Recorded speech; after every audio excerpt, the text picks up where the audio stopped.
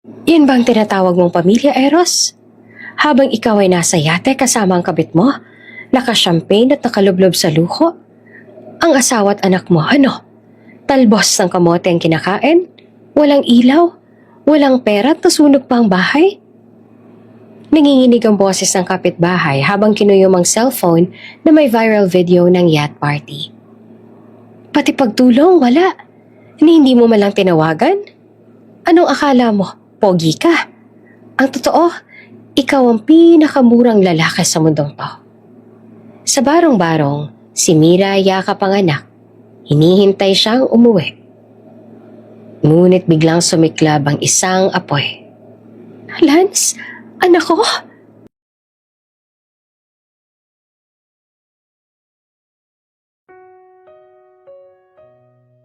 Mainit ang ilaw ng bar.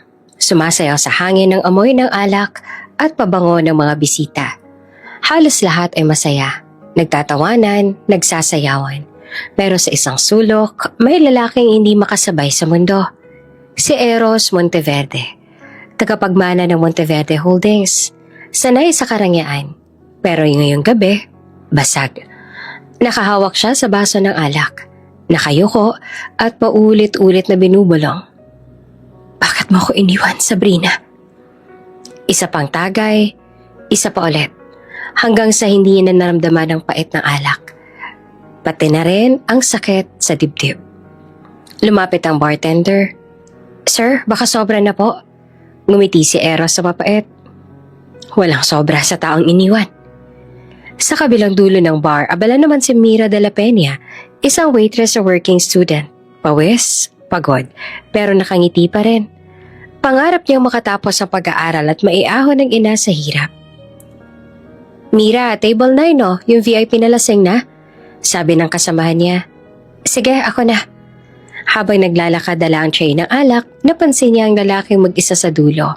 Maganda ang suot, mamahalin, pero halatang wasak. Sir, okay lang po kayo? Mahinahon niyang tanong habang inaaabot ang baso. Ngunit bago pa siya makalayo, bigla siyang hinawakan sa braso ni Eros. Sabrina? Sir, hindi po ako. Ngunit hinila siya nito. Mahigpit, sabay yakap. Sabrina, huwag mo akong iiwan.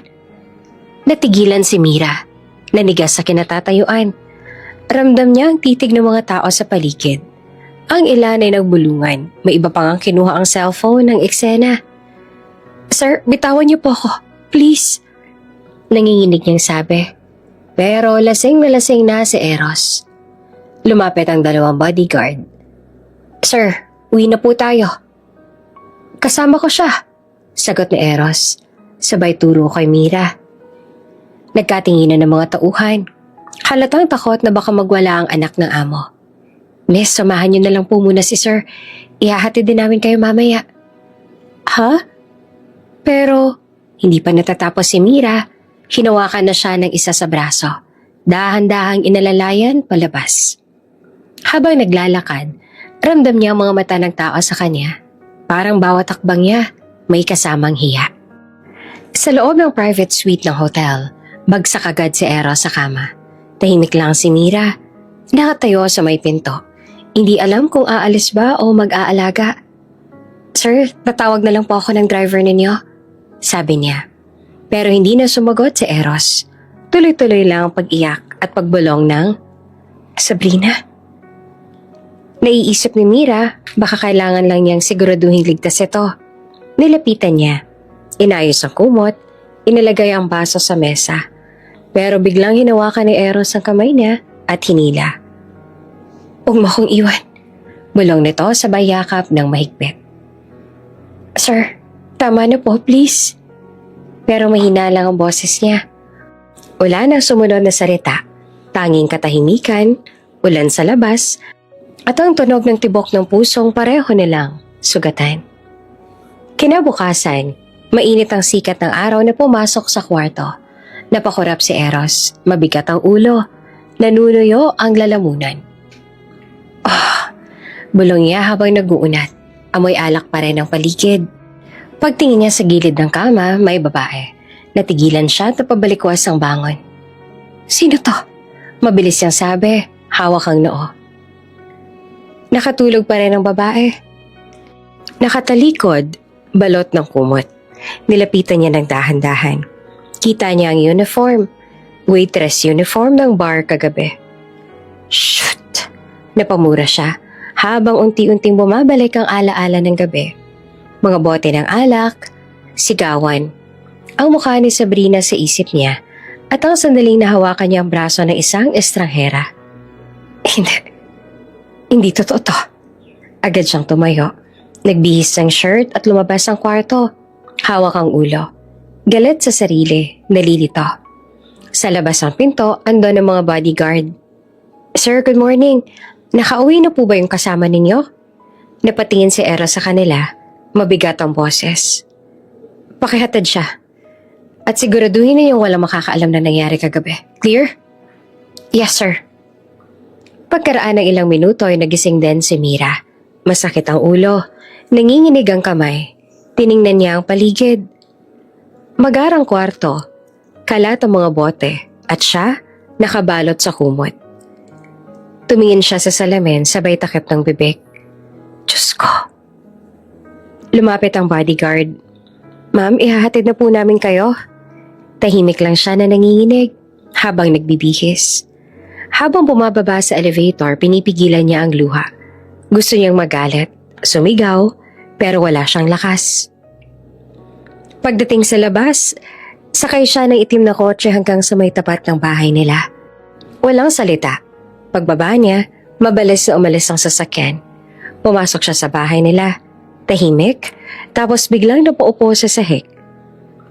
Hindi to totoo. Ayoko nang maalala. Bulong niya. Umiyak. Lumipas ang mga linggo, tahimik si Mira. Halos hindi siya kumakain. Isang gabi habang naglilinis ang mesa, bigla siyang nahilo. Baka pagod lang, sabi niya. Pero nang maulit-ulit, nagpa siyang bumili ng test kit. Sa banyo, hawak ang maliit na stick, nanginginig ang kanyang kamay. Ilang segundo pa, 2 linya. Hindi, pwede. Napaupo siya sa sahig ang luhaan. Bakit ako pa? Nabalitaan ng pamilya Monteverde ang nangyari. Hindi dahil kay Eros, kundi dahil sa kumalat na video mula sa bar. Ang eksena ang lasing siya, hawak ang waitress. Galit si Doña Celia, ang ina ni Eros. Pinahiya mo ang pamilya natin. Alam mo ba kung anong chismis ngayon sa media? Tahimik lang si Eros na nakayuko. Pakakasalan mo yung babae. Wala nang usapan. Pero ma, hindi ko naman siya kilala. Hindi ko sinasabi kung kilala mo siya o hindi. Ang pangalan natin ang iniingatan ko. Sa mismong sandali matapos ang seremonya, lumapit si Eros. Bulong na halos pabulong. Hindi kita minahal. At hindi kailanman mangyayari. Ang araw ng kasal ay dapat puno ng saya. Pero sa Monteverde Estate, ang bawat bulaklak ay tila nakayuko.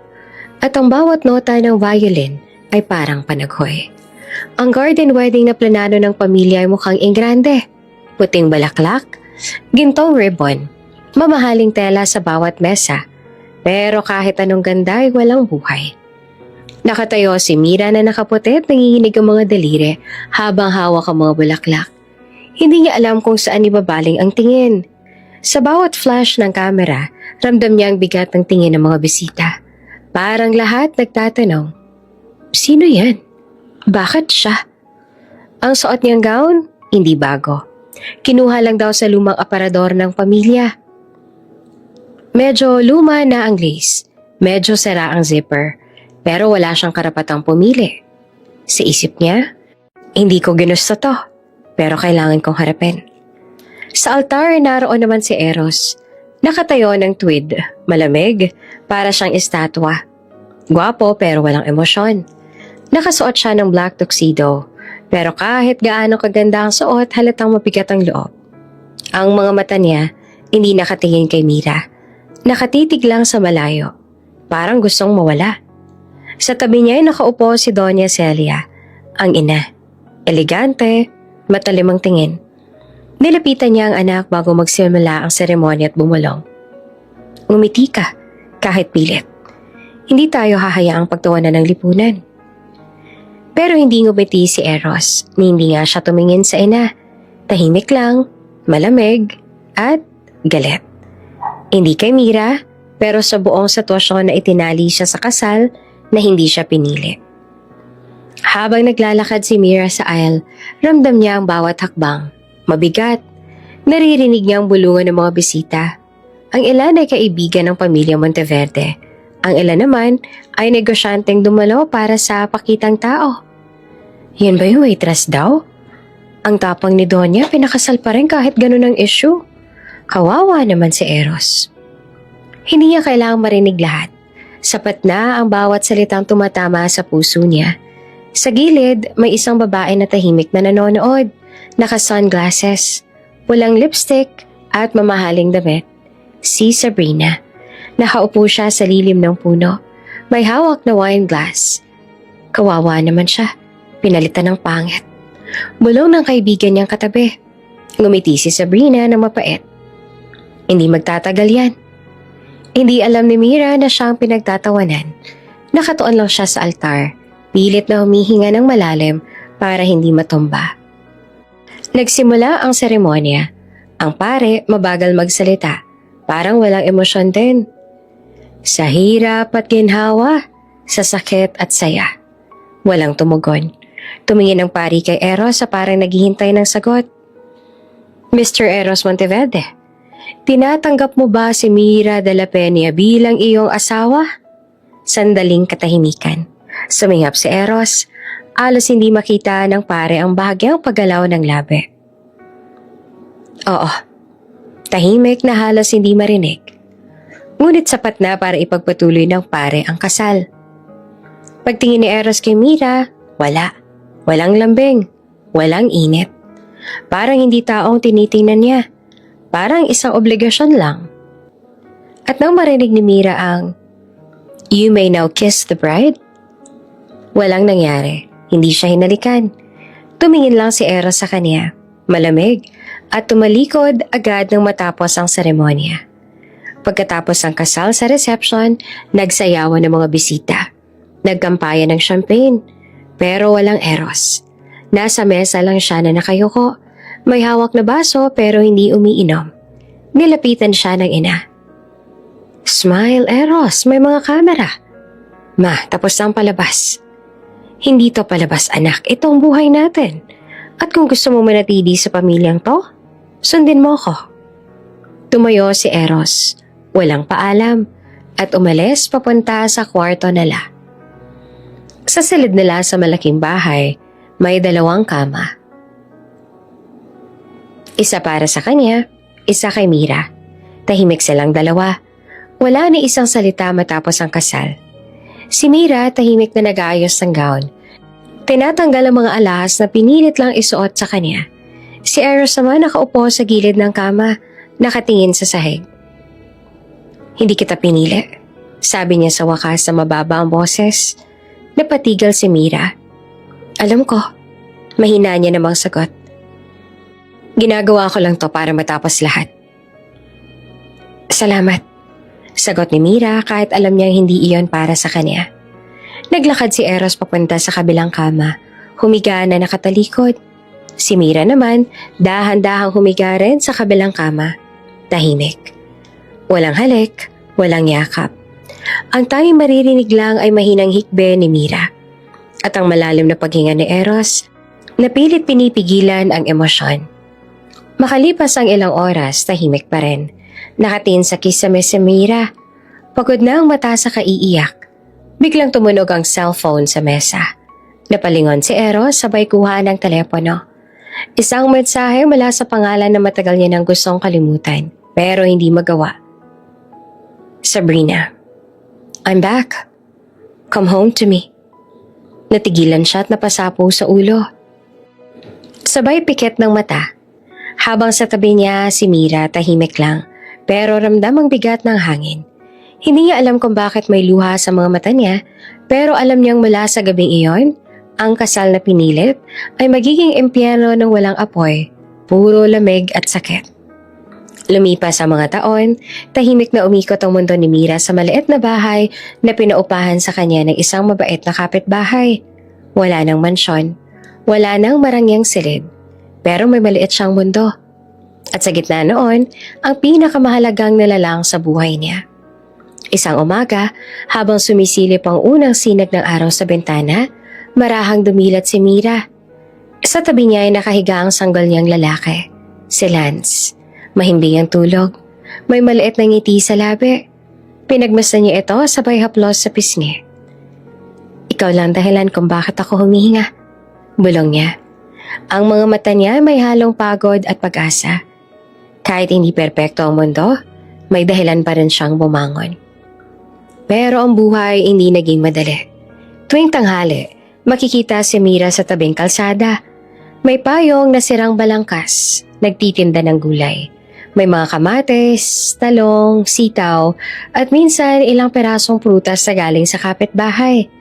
Habang inaasikaso ang suki, may bata sa gilid na nakaupo sa kahon. Masiglang kumakain ng tinapay. Nanay, gusto ko po ng juice, sabi ni Lance na nakangiti. Pag nakaubos tayo ng gulay, bibili tayo ha? Sagot naman ni Mira, sabay kendat. Simpleng usapan, pero doon lang siya nakakuha ng lakas. Ang bawat ngiti ni Lance ay parang liwanag sa pusong matagal nang madilim. Pero hindi lahat ng mata mabait. Sa kabilang tindahan may mga tsismosa, mahilig sa bulungan. Akala ko ba masayaman ang asawa niyan? Bakit nagtitinda ng gulay? Baka naman pinatalsik na. Hindi nga sinusundo ng sasakyan. Sayang, gwapo pa naman sana yung asawa. Narinig yun ni Mira lahat, pero pinili niyang tumahimik. Walang balik, walang paliwanag. Ang ginawa niya lang ay haplosin ang buhok ng anak at ngumiti, kahit pilit. Hindi mo kailangan marinig yan, anak. Basta mag-aaral ka ng mabuti, ha? Tumango si Lance, inosyente, sabay yakap sa kanya. Opo, Nay. Magiging doktor po ako para hindi ka na mapagod. Natawa si Mira, pero may luhang tumulo. Salamat, anak. Sana patupad mo yan. Isang hapon sa palengke, si Mira ay may hawak na bayong ng gulay. Habang karga ang anak sa kabila, pawis, pagod, pero kalmado. May munting ngiti sa labi dahil nakabenta siya ng marami. Pag-uwi, dumaan siya sa maliit na tindahan ng kape. Habang naghihintay, may narinig siya mga tao sa kabilang mesa. Uy, nakita mo ba yung post sa social media? Si Eros Monteverde, yung businessman na may scandal noon? Ang gwapo, no? Baka nagkabalikan na sila nung ex niya. Ang sweet nila sa yate. Napalingon si Mira. Para siyang binuhusan ng malamig na tubig. Lumapit siya ng dahan-dahan. Parang natutuliro sabay sumilip sa cellphone ng babae. At doon niya nakita si Eros. Nakangiti, nakayakap kay Sabrina. May caption pang, "Back to where we belong." Nanlamig ang mga kamay niya. Nabitawan niya ang bayong. Kumalat sa lupa ang mga gulay. Tumigil ang mundo. Hindi niya alam kung saan siya titingin. Sa mukha ba ni Eros sa dati niyang iniyakan? O sa anak niyang mahigpit na nakayakap sa kanya ngayon? Nay, bakit po? Tanong ni Lance na inosente. Napakapit siya sa anak at pilit na umiti. Wala anak, nadulas lang si mama. Pero sa loob niya, parang tinuhog ng sibat ang dibdib. Hindi dahil mahal pa niya si Eros, kundi dahil alam niya ang habang masaya ang ama sa piling ng iba, ang anak naman ay lumalaki ng walang yakap mula sa kanya. Habang naglalakad pa uwi, bitbit ang bayong at ang anak, dahan-dahan tumulo ang luha. Hindi siya umiyak ng malakas. Sanay na siyang lunukin ng sakit. Sa isip niya, iisa lang ang dasal. Panginoon, huwag niyo pong hayaang maranasan to ng anak ko. Sa akin na lang lahat ng hirap. At sa gabing iyon, habang tulog na si Lance, humawak siya sa maliit na larawan ng anak. Sabay bulong. Kaya ko to. Hanggang ikaw ang dahilan, hindi ako susuko. Gabi, tahimik ang dagat. Pero sa kalagitnaan nito ay may isang malaking private yacht na parang palasyo sa tubig. Kumikinang ang mga ilaw, sumasayaw sa alon, at ang tunog ng live band ay parang halakhak ng kayabangan. May mga bisitang naka-white linen at gown, nagtatawanan, nagsasayawan at nagbubunye sa ilalim ng bituin. Si Sabrina, suot ang mamahaling diamond necklace, ay parang reyna ng gabi.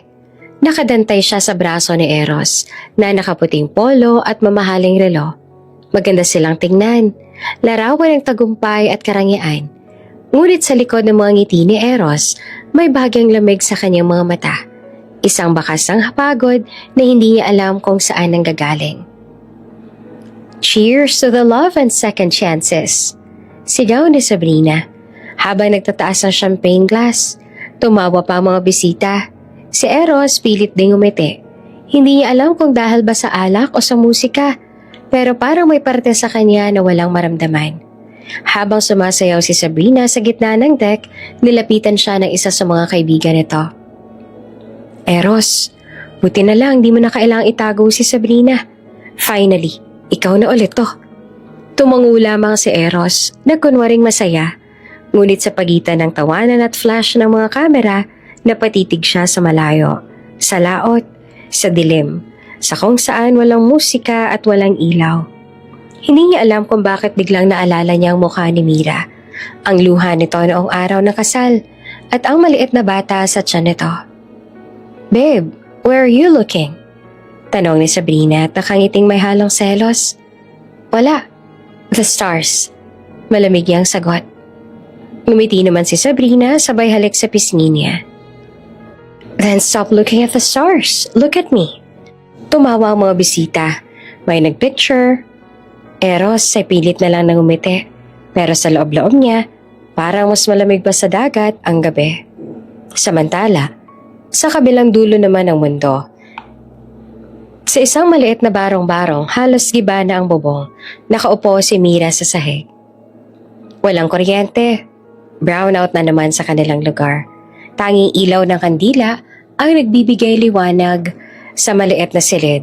Sa harap niya ay nakaupo si Lance, 3 taong gulang, payat pero masayahin. May hawak siyang mangkok ng talbos ng kamote at konting asin. Anak, open mouth, sabi ni Mira habang iniaabot ang kutsara sa anak. Ngumanga naman ang bata, masayang sumubo. Yummy, nanay! Napangiti si Mira kahit may kirot sa dibdib. Talaga? Buti ka pa natutuwa. Habang kumakain ng mag-ina, dumadaan sa labas ang mga kapitbahay. May ilan na nagkakwentuhan, may iba namang nagsisilip sa bintana niya. Akala ko ba asawa ng mayaman yan? Oh, tignan mo nga oh. Talbos lang ang ulam. Sayang ang ganda. Iniwan lang ng lalaki. Narinig lahat ni Mira. Pinili niyang manahimik. Balang araw anak, aangat din tayo. Hindi habang buhay ganito. Mahina niyang sabi habang pinupunasan ng pawis sa Lance. Yes, Nay. Paglaki ko, bibigyan kita ng malaking bahay. Sagot ng bata. Inosente. Natawa si Mira. Pero kasabay ng tawa ay luha. Kinuha niya ang maliit na laruan ni Lance. Lumang kotse iyon na gawa lang sa kahon at ipinahawak dito. Yan na muna ha, laruan mo habang bata ka. Balang araw, totoo na yan. Ngumiti ang bata. Sa simpleng mga sandaling iyon, kahit mahirap, kahit gutom, ramdam ni Mira ang kakaibang saya. Yung galing sa pagmamahal at hindi sa pera. Habang lumalalim ang gabi, umupo si Mira sa gilid ng panig at pinatulog sa Lance. Kumakanta siya ng lullaby. Mahina lang, halos pabulong. Sa labas ay maingay pa rin ang kalsada.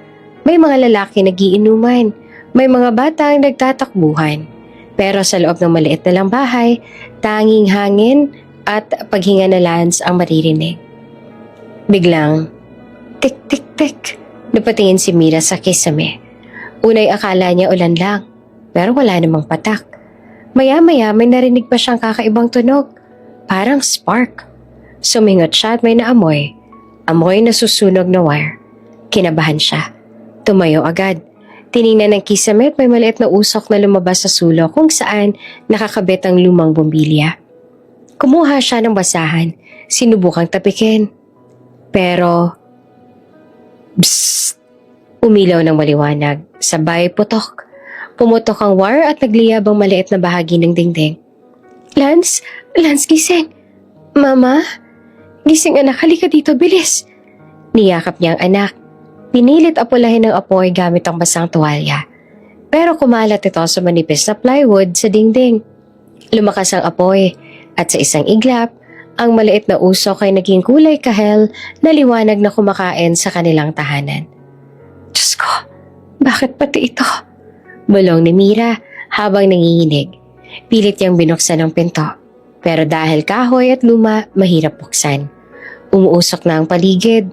Mainip, nakakabulag. Tinakpan niya ng panyo ang ilong na Lance. Anak, takbo tayo ha? Takbo lang tayo. Sa kabilang banda ng dagat, ang banda sa yate ay nagpapatugtog ng slow song. Magkayakap sina Sabrina at Eros nakatingin sa buwan. Perfect night, ano? Sabi ni Sabrina. Tumango lamang si Eros at hindi makasagot. Habang hinahaplos si Sabrina ang dibdib niya, biglang sumagi sa isip ni Eros ang imahe ni Mira. Hawak ang kanilang anak. Umiiyak mag-isa. Hindi niya alam kung bakit, pero sa gitna ng saya, parang may biglang lamig sa loob niya. Nilagok niya ang alak, hoping mawala ang pakiramdam, pero hindi. At doon, habang nilalamon ng apoy ang gabi, nagsimula ang trahedyang magbabago sa buhay nilang mag-ina at magbubukas ang bagong kabanata sa kanilang kapalaran. Sunog! Sunog! Gumulanta ang buong kalsada ng sigaw ng mga kapitbahay. Sa isang iglap ang payapang gabi na palitan ng ingay, takot at apoy. Mula sa maliit na bahay ni Mira, unti-unting lumiyab ang dingding na kahoy. Sa bawat hampas ng hangin, kumakalat ito. Parang gutom na halimaw na gustong lamunin ng lahat. Nay! Sigaw ni Lance sa umiiyak habang nakayakap sa binti ng ina. Anak, huwag kang bibitaw ha. Halika dito tayo. Tinakpan ni Mira ng basang tuwalya ang ilong ng anak. Umuusok na ang loob ng bahay. Halos hindi niya na makita ang daraanan. Ang bawat akbang, may banta ng apoy. Pilit niyang binuksan ng pinto, pero pagbukas niya, nagliyab din ang labas. Ang apoy parang pader na humarang sa kanila. Naririnig niya sa labas ang mga sigawan, pero walang makalapit. May bata pa sa loob. Tubig, tubig, bilis! Ngunit wala pang fire truck, walang hose. Ang mga kapitbahay nagbubuhos lang ng balde ng tubig. Pero maliit na patak lang iyon laban sa apoy na lumalaki. Umuubos sa Lance. Masakit ilong ko, Nay. Ang init. Sandali lang anak ha, sandali lang. Nanginginig ang tinig ni Mira. Pinilit niyang gumapang papunta sa may bintana. Pinukpok niya ito ng lumang kahoy. Pero mahina siya. Halos wala ng lakas. Nalalabo na ang paningin niya. Ang init, parang kumakain sa balat. Diyos ko, tulungan mo kami. Sa labas ng makipot na eskinita, dumating ang itim na SUV. Mamahalin ang gulong. Malinis kahit maputik ang daan. Bumaba ang driver at sinunda ng isang lalaking matangkad, nakaitim na coat. Si Don Alessandro de la Vega. Isang businessman na kilala sa kabutihan, pero bihirang makita sa ganitong lugar. Napakunot ang noon niya na makita ang makapal na usok. Anong nangyayari dito? Tanong niya sa driver. Sir, may nasusunog pong bahay. Sabi nila may mag-ina raw po sa loob. Agad siyang napatingin. Bakit walang gumagalaw? Singhal niya sa mga tao. Sir, masyado pong mainit. Wala pang bombero. Sagot ng isa. Isang sigaw ang sumunod. Boses ng bata sa loob. Nay! Napalingon si Don Alessandro. Tumigil siya ng ilang segundo. Pero hindi na nag-isip. Hinubad niya ang coat, ibinigay sa driver at sumugod diretso sa gitna ng apoy.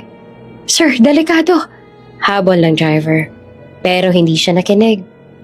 Sa loob ng bahay, halos hindi na makahinga si Mira. Nakahawak siya kay Lance. Nanginginig. Luhaan. Anak, ang mata mo, isara mo lang ha. Sandali lang. Nay, natatakot ako. Shh! Nanay's here, huwag ka matakot. Nasa gilid na ng pagkahimatay si Mira nang maramdaman niya may malakas sa kamay na humawak sa balikat niya. Ma'am, halika. Isang lalaking boses. Malakas, may otoridad. Nagulat siya. Hindi niya maaninag ang mukha. Puro usok. Pero ramdam niya ang tapang sa tinig. Buhatin mo yung bata. Ako na sa'yo. Sabi ng lalaki. Tinulungan niya itong tumayo. Pero dahil nahihilo, halos madala siya. Hinawakan siya ng lalaki sa braso at minuhat sa Lance. "Lance?" sigaw ni Mira. "Okay lang po siya. Hawak ko siya. Bilisan na natin." Lumakad silang dalawa, halos gumagapang sa gitna ng nagbabagang sahig. Ang bawat takbang may bitak, may apoy. Nasa unahan ng lalaki at sinasalo ang init ng apoy gamit ang sariling katawan. Si Mira naman halos madapa, nanginginig pero patuloy sumusunod. Nang maramdaman ni Mira ang malamig na hangin mula sa may pinto, doon lang siya nakahinga. Nasa labas na sila. May humawak sa kanya. Mga kapitbahay na agad na tumulong. Tubig! Tubig! Bilisan ninyo!" May nag-abot ng timba at tinapon sa kanila para maibsan ng init. Niyakap ni Mira sa Lance. Anak! Anak ko!" Umuubo pa rin sa Lance pero buhay. "Nay!" Mahina nitong sabi. "Ang init po." "Shh! Tapos na anak! Tapos na!" Si Don Alessandro naman halos madumihan ang buong damit. May paso sa braso pero kalmado. "Dalhin sila sa kotse." Utos niya sa driver. "Pero sir, kayo po?" "Wala akong pakialam. Dalhin mo na sila sa ospital." Habang naglalakad si Mira, halos hindi pa rin siya makapaniwala. Ang bahay nila, nilalamon ng apoy. Lahat ng gamit nila, mga damit, litrato, laruan ni Lance, lahat natupok. Wala na siyang tira, kundi ang bata at ang basang tuwalya sa kamay. Napaluhod siya sa lupa, umiiyak ng tahimik. Ang usok ay pumapailan lang sa himpapawid. Ang mga tao nakatingin lang. May iba na naaawa pero wala ring magawa. Lumapit si Don Alessandro. Tahimik lang siya. Hindi niya kilala ang babaeng to, pero nakita niya ang determinasyon na iligtas ang anak sa gitna ng impyerno. "Miss," sabi niya sa mahinahong tinig, "ligtas na kayo. Tapos na ang panganib." Napatingin si Mira. Luhaan, nanginginig. "Salamat. Hindi ko po alam kung paano po kayo papapasalamatan." "Hindi na kailangan ng pasasalamat. Mabuti't buhay kayo." Tumingin si Mira sa nasusunog na bahay.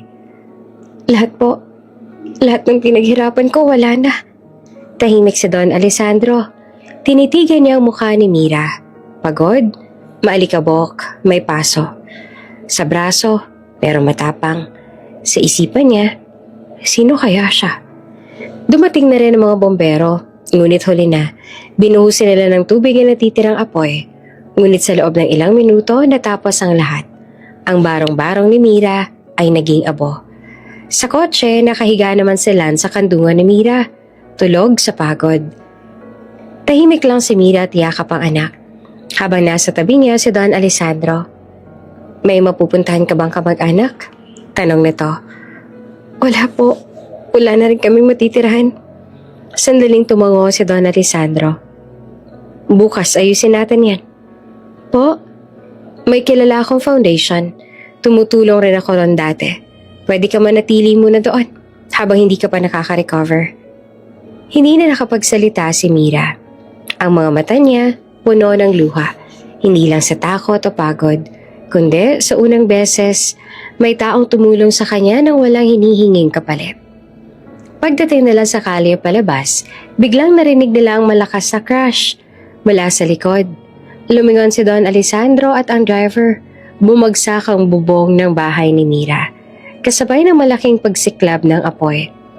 Kung hindi sila nakalabas sa oras, siguradong wala ng buhay na maililigtas. Tahimik si Mira. Niyakap siya ni Lance ng mahigpit. Sa gitna ng dilim, pabulong niyang sabi, "Salamat, Diyos ko. Kahit isang himala lang, sapat na." At sa labas ang nasusunog na eskinita, nakatingin si Don Alessandro. Alam niyang simula pa lang ito ng isang kwentong babago sa buhay nilang dalawa. Tahimik ang gabi sa mansyon. Ang mga ilaw malambot. Ang tugtog sa background ay jazz na parang pinong halakhak ng mayayaman. Sa gitna ng silid nakaupo si Eros, nakaslouch sa leather couch.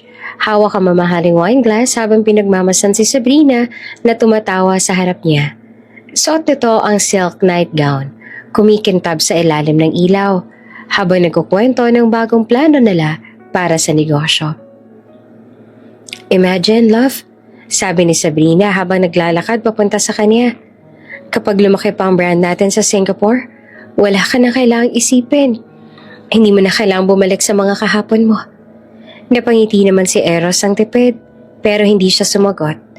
Tumingin siya sa bintana, kung saan nakita ang malawak na hardin na tahimik at maaliwalas. Parang walang problema. Parang perpekto ang gabi. Pero sa loob niya, may kung anong kulang. Parang tahimik na ingay sa dibdib na ayaw tumigil. Tok, tok, tok. 3 marahang katok sa pinto ng mansyon. Napatingin si Sabrina, bahagyang nainis.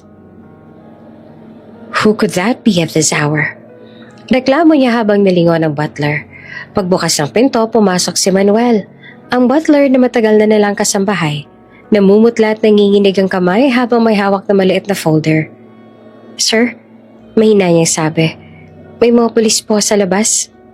Kumunot ang noon ni Eros. Pulis? Bakit? Hindi sumagot si Manuel. Binuksan lang ang pinto at pumasok ang 2 uniformed police officers. Mabibigat ang hakbang.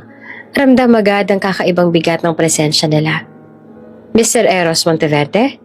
Tanong ng isa. Tumango si Eros. Nagtataka. Sir? Patuloy ng polis. Mabagal, maingat. Humihingi kami ng paumanhin. Pero kailangan niyo pong malaman. May sunog po kanina sa lugar ng San Vicente compound. At isa po sa mga nasunugan ay ang bahay ng asawa ninyo. Ayon po sa mga nakakita, nasawi sila ng anak ninyo. Parang may sumabog sa utak ni Eros. Nabitawan niya ang hawak na wine glass. Tumama sa sahig, sabog, nagkalat ang pulang alak na parang dugo. Tahimik ang lahat. Walang huminga. Ang jazz music sa background nagpatuloy pa ng ilang segundo bago ito pinatay ng butler. Parang kusa nitong naramdaman ng bigat sa ere. Hindi agad nakapagsalita si Eros. Tumitig lang siya sa sahig, sa basag na salamin, sa alak na tumutulo sa carpet. Paulit-ulit sa isip niya ang mga salitang, nasawi sila. Ang asawa ninyo, ang anak ninyo. Walang luha, walang sigaw. Pero ang panga niya, kumikibot. Ang dibdib niya humihigpit na parang may bakal na pumipiga. Hindi siya makagalaw. Si Sabrina sa tabi niya ay biglang tumayo at lumapit. Kunwari nagulat. Oh my God! Sabi niya pero walang tunay na gulat sa mukha. Lumapit siya, niyakap si Eros mula sa likod. Inilapot ang ulo sa balikat nito. It's for the best, love. Mahina niyang bulong. Halos pabulong lang na parang lason. Now, you're free. Free. Oo. Yun ang gusto niya noon, diba? Kalayaan mula kay Mira. Kalayaan mula sa responsibilidad. Pero bakit parang ngayon, hindi siya makahinga? Bakit parang may kumakabig sa puso niya? May parte ng kaluluwa niyang biglang nawala. Pinikit ni Eros ang mga mata niya. Sa loob ng isipan, biglang pumasok ang imahe ni Mira. Nakangiti, bitbit ang bata. Pawisan, pero masaya. Naaalala niya ang unang gabi nilang magkasama sa maliit na bahay. Ang simpleng hapunan, ang mga pangakong hindi natupad. Isang mahinang hikbe ang lumabas sa kanya. Halos hindi marinig, pero sapat na para maramdaman ni Sabrina. Tinapik niya ang braso ni Eros pero may ngiti sa labi. Huwag ka nang masyadong malungkot. Hindi mo naman sila ginusto, diba? Tahimik lang si Eros. Tumingin siya sa sahig. Hindi niya kayang tumingin kay Sabrina. Mabilis siyang tumayo. Kinuha ang cellphone at lumayo. Pumasok siya sa veranda. Binuksan ang bintana. Ang malamig na hangin na tumama sa mukha niya pero hindi niya na maramdaman. Tumawag siya. Instinct lang. Ang number ni Mira, kahit matagal nang hindi ginagamit, nakasave pa rin sa phone niya. Dial tone, wala nang sumagot. Napakuyom siya ng kamao. Sir, mahina ulit na tawag ng polis mula sa sala. Humingi na po kami ng tulong para ma-identify ang mga katawan. Kailangan po ng next of kin. Hindi agad sumagot si Eros. Pinikit niya ang mga mata, huminga ng malalim. I'll go there tomorrow. Sabi niya sa malamig na tono. Salamat. Pag-alis ng mga pulis, bumalik siya sa sofa. Tahimik. Hindi niya namalayang umupo ulit. Nakatingin lang siya sa basag na baso, sa mga pulang patak sa sahig. Si Sabrina umupo rin sa tabi niya. Kinuha ang kamay. Love, malambing ang tono. I know this is hard, pero tingnan mo naman, tapos na ang gulo. You can start a new life with me. Hindi siya sumagot. Tiningnan lang niya ang babae. At sa unang pagkakataon, napansin niya kung gaano ito kalayo sa mundong minsang meron siya. Walang init, walang puso. Lahat ay puro liwanag sa labas, pero sa loob, puro dilim. Tahimik ang buong mansyon. Ang orasan lang maririnig. Parang bawat segundo ay bumabagsak ang bigat sa dibdib ni Eros. Hanggang sa bigla siyang napabulong. Halos hindi naririnig kahit ang sarili niya. Mira, Lance.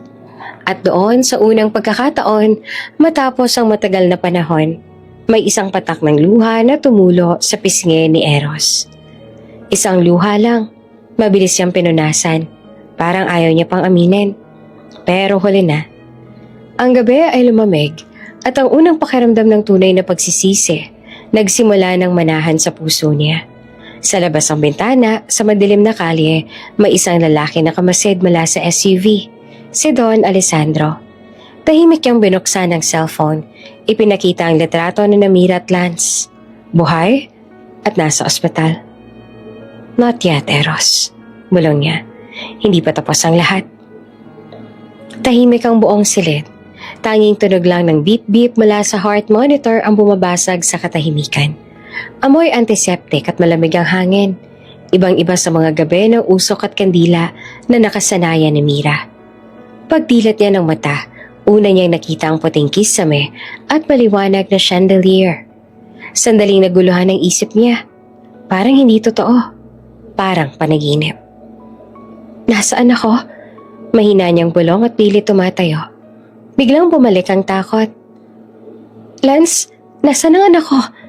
Agad na lumapit ang isang nurse. Sinabayan ng doktor na may mahinhingiti. Kalma lang po, miss. Ligtas po ang anak ninyo. Nasa kabilang kama po. Napalingon siya. At doon, parang biglang pumagal ang oras.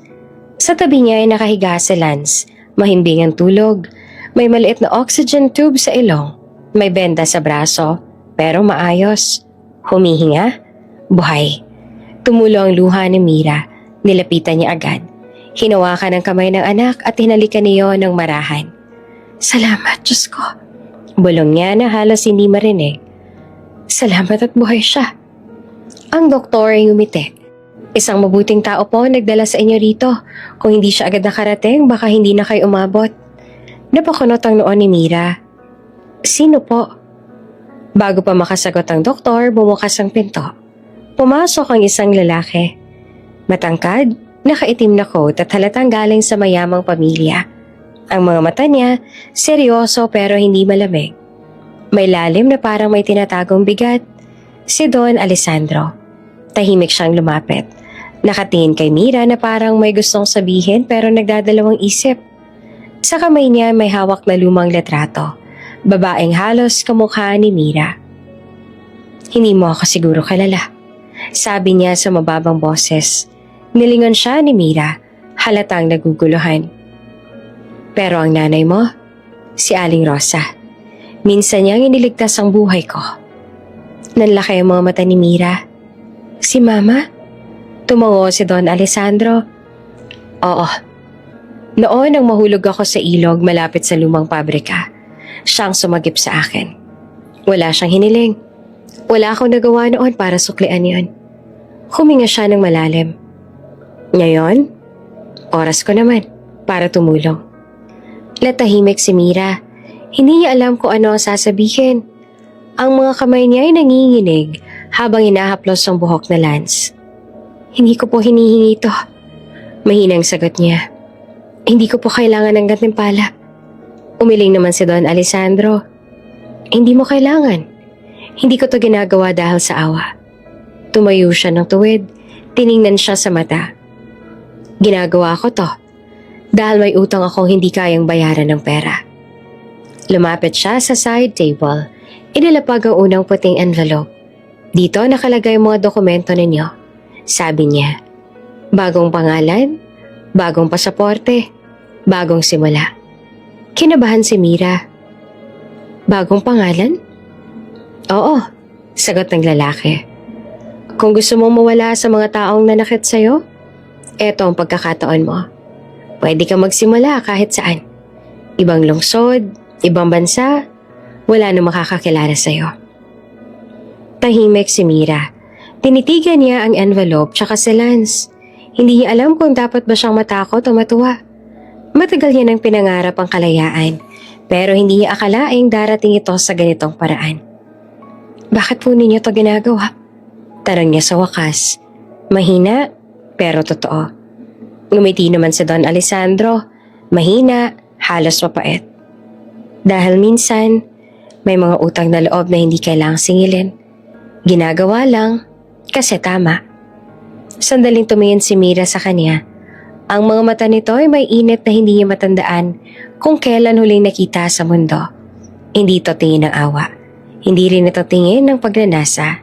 Tingin ito ng paggalang. Umupo si Don Alessandro sa tabi ng kama ni Lance. Magaling siyang bata. Sabi niya tiningnan ang natutulog na mukha ng bata. Matalino ang mata. Matapang. Gaya ng nanay niya. Napangiti naman si Mira at napalitan ng kaunting ginhawa ang takot. Si Lance lang dahilan kung bakit ako lumaban. Sabi niya. Kung wala siya, baka sumuko na rin ako. Tahimik lang si Don Alessandro. Tumingin siya kay Mira at parang may gustong sabihin pero pinigilan. Pagkatapos ng ilang sandali, tumayo siya. Ipahinga mo muna ang sarili mo. Ligtas na kayo dito. May mga nurse din na mag-aalaga sa inyo. Lumakad siya papunta sa pinto, pero bago lumabas, huminto siya sandali. Sa labas ng kwartong to, sabi niya, hindi ka na si Mira de la Peña. Simula ngayon, ikaw na si Mariel Cruz. At ang anak mo, si Alden Cruz.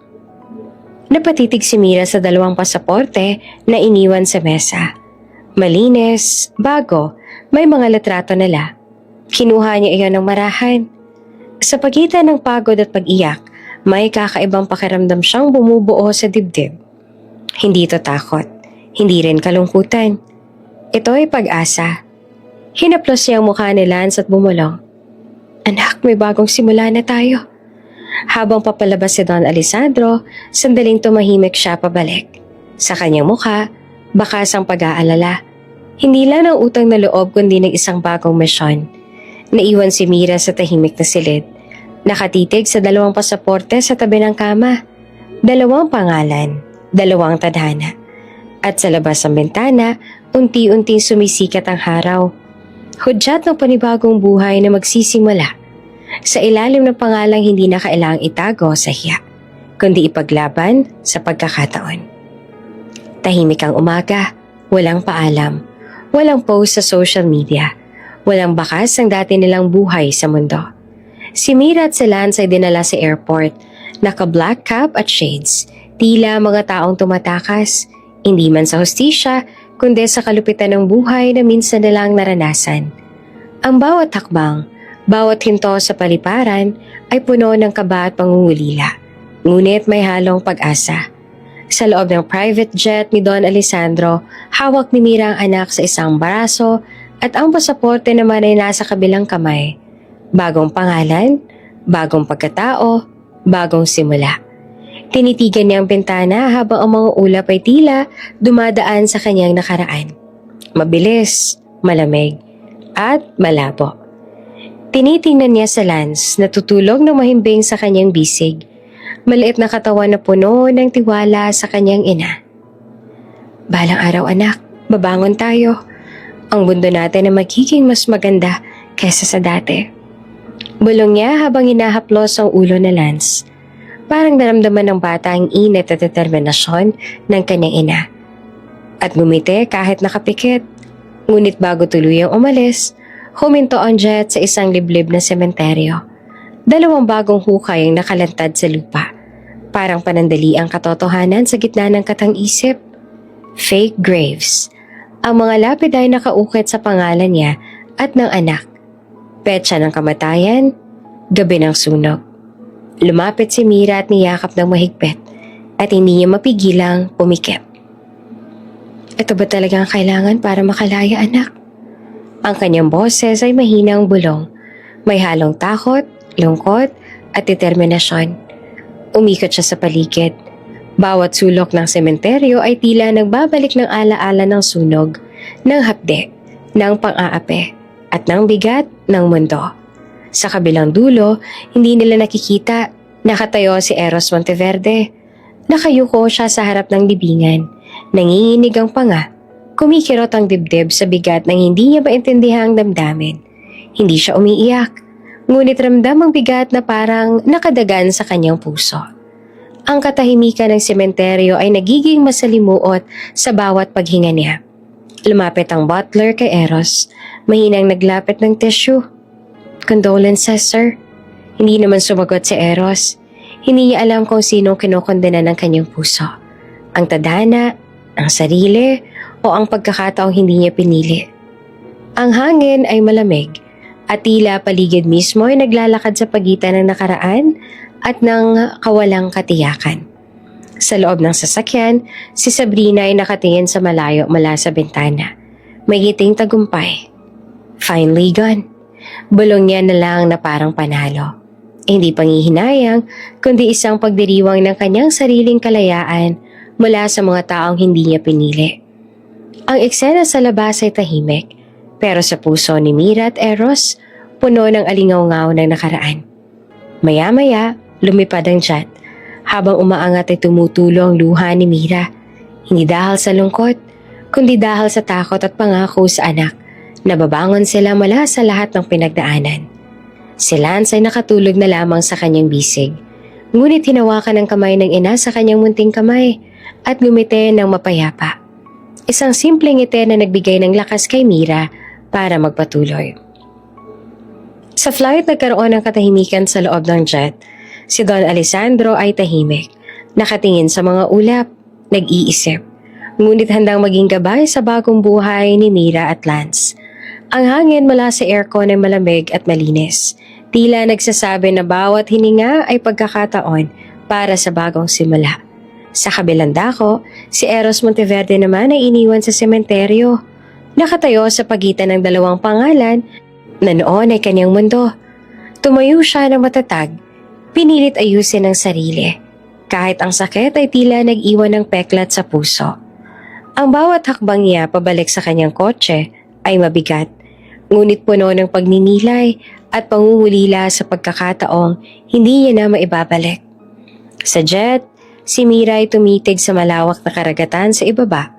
Ang bawat alon ay tila paalala ng mga luha, hirap at pagmamahal na inilaan niya sa anak. Sa isip niya nagsimula na ang bagong kabanata. Walang Eros, walang Sabrina, walang lumang buhay, kundi isang mundong kanilang tatayuan at bubuuin ng magkasama. Habang ang eroplano ay umaangat sa ulap, naglakbay sila sa bagong mundo. Si Lance hawak ang kamay ng ina, ngumiti ng payapa. Hindi na alam, ngunit iyon ang simula ng pagbubuo ng bagong imperyo. Imperyo ng tapang, pagmamahal, at bagong pag-asa. Lumipas ang mga taon, ang dating barong-barong na silid at simpleng palengke sa Pilipinas ay napalitan ng malamig na lungsod sa Europa. Ang hangin ay malamig, may halong aroma ng pine at snow, at tahimik na lumalaki sila sa isang tahanang puno ng kaayusan, kaalaman at pagkakataon. Sa halip na lumaki sa ingay ng kalsada, mga bookshelf ang kanyang paligid. Puno ng libro, educational toys at interactive puzzles. Ang malaking glass wall ay may tanaw sa snow-capped mountains na tila paalala ng katahimikan at oportunidad sa bagong buhay. Ngunit higit sa material na bagay, si Lance ay pinalaki ni Mira na may puso, disiplina at pagmamahal. Ang bawat araw ay may routine. Morning jog sa garden ng villa, nutritious breakfast, at study session sa ilalim ng maliwanag na lampara habang si Mira ay kaharap sa kanya, nagbibigay ng gabay. Si Mira mula sa pagiging takot at iyakin na dalaga sa palengke ay naging isang babaeng matatag. Natutunan niyang magsalita sa boardroom, magbasa ng financial charts at tumawak ng negotiation calls. Lahat ng ito ay dala ng mga business training program ni Don Alessandro. Hindi para maging dependent, kundi para matutong lumaban sa buhay at lumakad sa mundong dati sumupil sa kanya. Madalas siyang sabihin kay Lance, "Hindi tayo dapat takot sa mayaman, anak. Matututunan natin silang makalaban sa paraan na tama." Oops! May break muna. Gusto mo bang ma-shoutout dito sa channel ni Ate Jane? Mag-comment lang ng lesson you learned from the latest story uploaded. Dahil pipili kami ng isang best comment of the day para i-shoutout sa susunod na upload. Kaya huwag kalimutang mag-iwan ng lesson you learned after you watch this video. Maraming salamat! Shoutout nga pala kina Benigno Olaco, Nila Bordeos, at username Aquarius Girl from Dubai. Sa ating mga taga-subaybay, paki-comment naman po sa baba kung taga saan kayo para alam ko kung hanggang saan umaabot ang mga kwento ni Ate Jane at para ma-shoutout ko kayo sa mga susunod pa nating mga kwento. Maraming salamat sa pakikinig!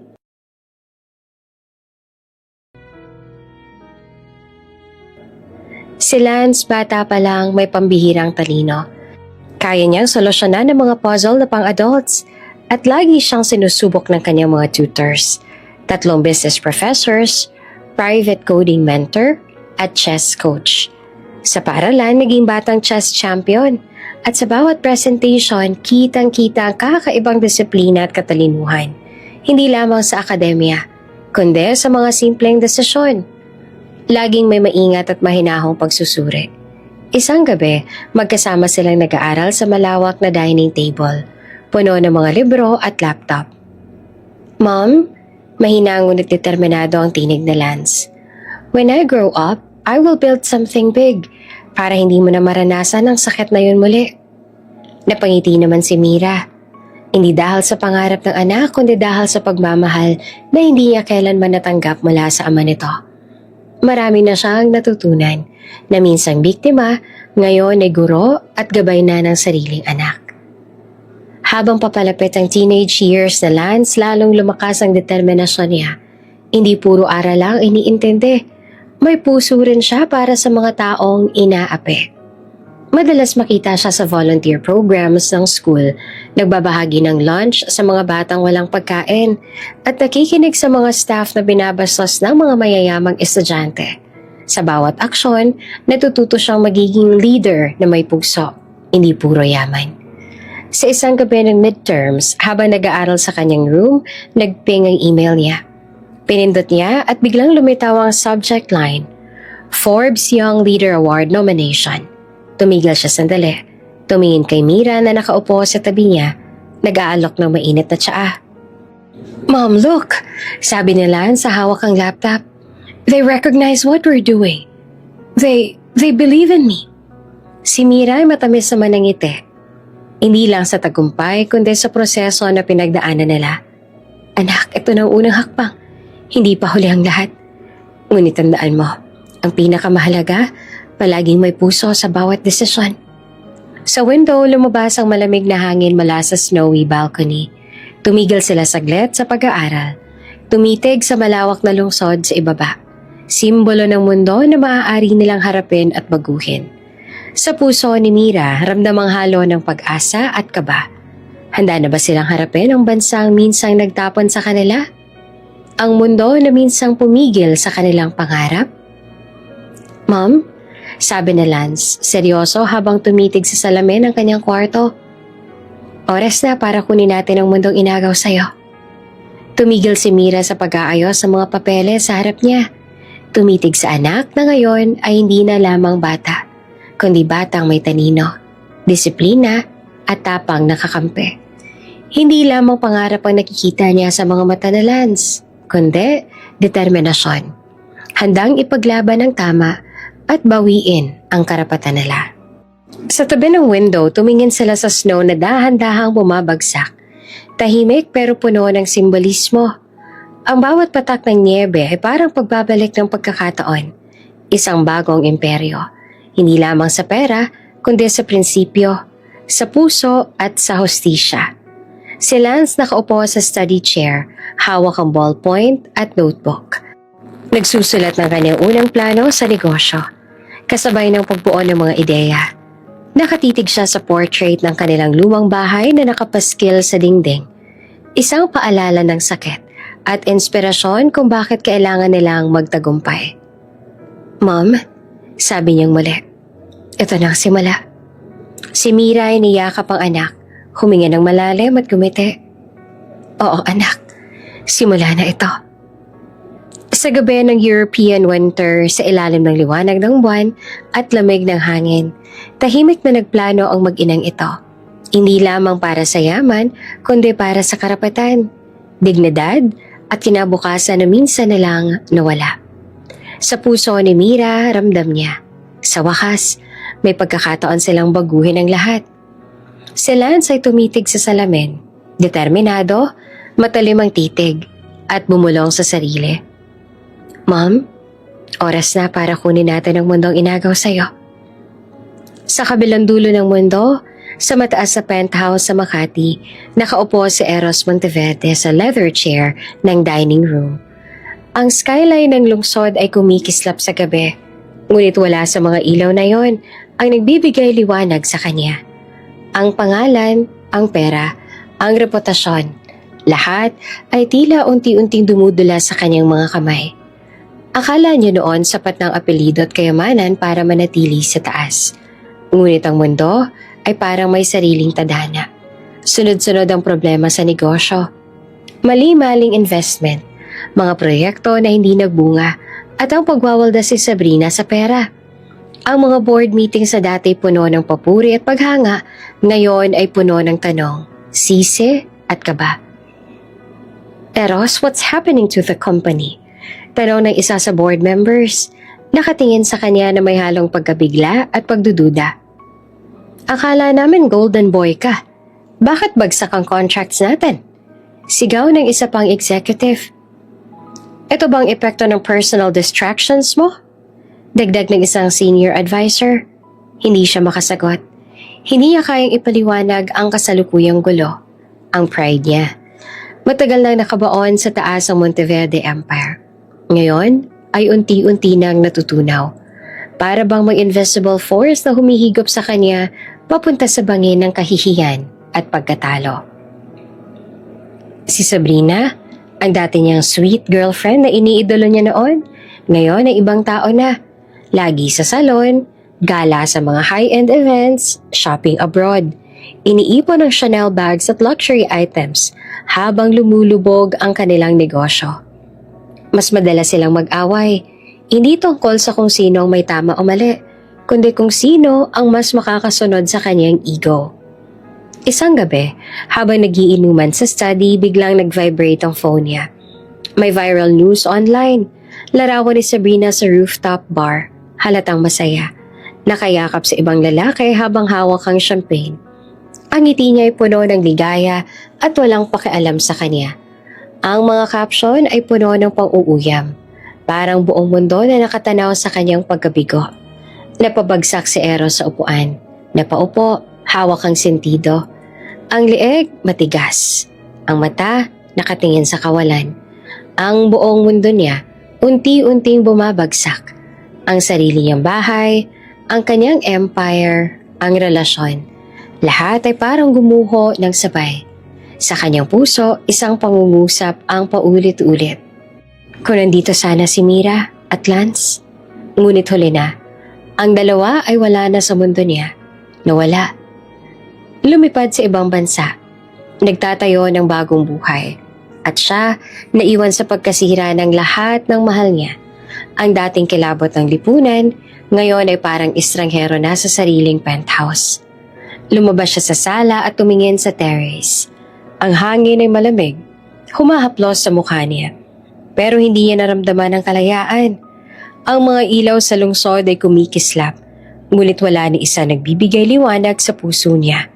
Tumayo siya sa railing, nakatingin sa malayo. Ang bawat flash ng mga streetlights ay paalala ng pagkabagsak niya. Sa isang drawer sa study, nakita niya ang lumang litrato. Kuha noong kasal nila ni Mira. Nakangiti silang dalawa. Ang mundo para sa kanya noon ay perpekto, puno ng pangarap at pangako. Hawak niya ang larawan ng mahigpit, parang huling peraso ng dignidad niya. Hindi siya umiiyak, pero ang panga niya kumikibot. Ang katawan ay nanlalambot sa bigat ng kabiguan. Tumalon ang alaala ng lahat nang nawala. Ang ngiti ni Mira bago sila pumasok sa simbahan, ang simpleng yakap ng bata, ang tahimik na gabi na puno ng pangako. Lahat ng iyon, lumilipad na parang hangin sa ulap. Habang nakaupo sa study, napansin niya ang telepono. Notifications, patuloy na dumarating. Balita tungkol sa stock market crash ng Monteverde Corp. Photos ng luxury party si Sabrina. At social media posts ng kanilang anak na wala sa piling niya. Ang buong mundo tila tumatawa sa kanyang pagbagsak. Sa gitna ng gulo, tinawag siya ng assistant niya. "Sir, kailangan po natin gumawa ng statement sa media." "Hindi ko kaya." Sagot niya na ang boses ay walang lakas. "Wala na akong kalaban-laban. Wala na akong lugar dito." Ngunit sa loob ng sarili niya, may maliit na tinig. Isang tila napakatagal na nakalimutan kung paanong manindigan. Ngunit ngayon, ang tinig na iyon ay natatabunan ng sakit at pangungulila. Sa gabi, habang nakatitig sa city lights, naiisip niya, paano siyang nagkamali? Bakit ang mga desisyon niya ay humantong sa ganitong kabagsakan? Para bang bawat akbang, bawat kontrata, bawat pagwawaldas ay nagbalik sa kanya sa mga gabing hindi niya pinili si Mira. Bumalik siya sa drawer, hawak ang lumang litrato at tahimik na bumulong sa sarili. "Mira? Lance?" Hindi niya alam kung paanong babawiin ang nawala. Ngunit isang bagay lang ang malinaw. Unti-unti, bumabagsak ang hari ng Monteverde Empire. At sa malayong bansa, may batang lalaki na unti-unting humihila sa kanyang ina at sa kanilang kinabukasan pataas, patungo sa mundo na minsang inagaw sa kanila. 18 taon ang lumipas, sa isang tahimik na umaga, lumapag ang private jet sa NAIA. Walang announcement, walang flashing lights, walang VIP fanfare. Ang mga paparazzi, walang ideya. Ngunit sa loob ng jet, hindi ordinaryong mga pasahero ang bumaba. Si Alden Cruz, bagong pagkakakilanlan na Lance, ay 20 taong gulang na. Matikas, may sharp eyes at presensya ng batang CEO na hindi kailangan ng corona para mapansin. Naka-business suit, malinis ang postura. May dalang folder na puno ng dokumento. Hindi para sa bakasyon, kundi para sa malaking investment deals at pagpapalawak ng impluwensya sa negosyo sa Pilipinas. Kasama niya si Mariel, dati takot at basag na babae mula sa palengke. Ngayon ay eleganteng babae na may tahimik na kumpiyansa. Nakasuot ng off-white pantsuit, ang buhok ay maayos, ang mukha ay may karisma at respetado. Para sa karamihan, hindi kilala ngunit para sa mga nakakaalala ng nakaraan, siya ang babaeng iniwan at inapi. At ngayon, bumangon na. "Handa ka na?" Tanong ni Mariel habang pababa sila ng jet bridge. Hawak ang kamay ni Alden sa maikling sandali. Ngumiti si Alden, matibay ang tingin sa mga city lights sa labas. "Hindi ako babalik para maghanap ng pamilya. Babalik ako para buuin ang sarili kong imperyo." Tahimik silang naglakad papunta sa sasakyan. Hindi muna nagpapakita. Kailangan muna nilang mag-obserba. Sa unang linggo, iniikot ni Alden ang business districts. Pinagmamasa ng mga kumpanya. Sinusuri ang market trends at tinitingnan kung alin sa mga partner ni Eros ang pwedeng mapasok. Walang pagpapakilala, walang pagbibida. Isang tahimik na pagmamasid. Pumasok siya sa mga meetings. Nag-lunch kasama ang mga big players sa industriya at unti-unting bumili ng shares sa key companies. Sa bawat boardroom, sa bawat kontrata na pinirmahan, ang plano ay malinaw. Unti-unting bawiin ang kontrol sa mundong minsang sinakop ng pamilya Monteverde. At isa sa mga kumpanyang yon, supplier ni Eros Monteverde. Isang umaga sa Makati boardroom, tahimik ang room habang pinapaliwanag ng legal team ni Alden ang detalye ng acquisition. Pinirmahan niya ang mga dokumento ng walang kaba. Tiningnan lang ang papel at ang mga mata ng board. You now own 60% of our logistics arm, Mr. Cruz, sabi ng chairman na may bahagyang ngiti. We're honored, sagot naman ng mga board members. Hindi alam ang buong plano sa likod ng ngiti ni Alden. Tahimik lang siya nang umiti. May lihim na tagumpay sa mata. Para sa iba, simpleng acquisition lang yon.